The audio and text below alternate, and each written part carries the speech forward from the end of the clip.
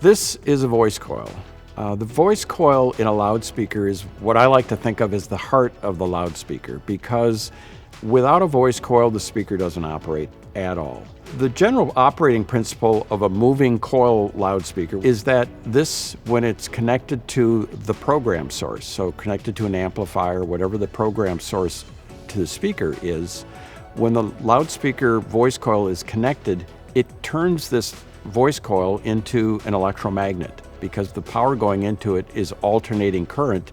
The polarity of the signal going into the voice coil is also alternating. And that creates a magnetic field that changes polarities. Now, also inside the loudspeaker is a permanent magnet, which has a fixed magnetic polarity. So as the voice coil is attracted to the magnet, it will move in towards the magnet, and as it changes polarity and is repelled from the magnet, it moves out.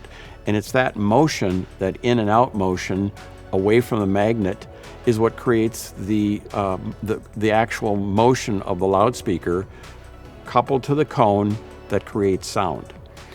A voice coil is made out of a lot of different materials.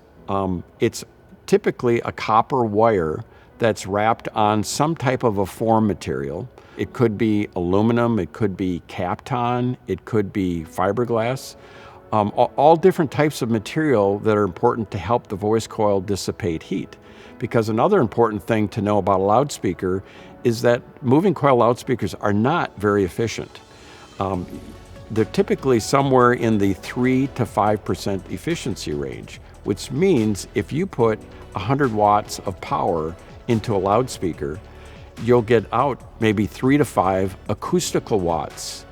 And the rest of the power has to be dissipated, and usually in the form of heat, which means that this voice coil will get very hot in normal operation.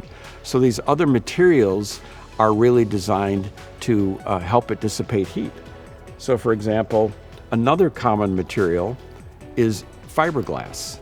Fiberglass is very, very durable, very, very heat resistant. So in this particular coil, we have copper wire wound on this fiberglass form.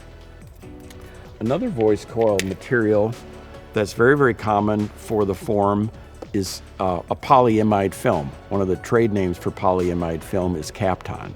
This particular coil actually has copper-clad aluminum wire wound on it. Aluminum wire is much lighter than copper wire. So when we're concerned about the moving mass of a loudspeaker, we might use a different material like aluminum wire.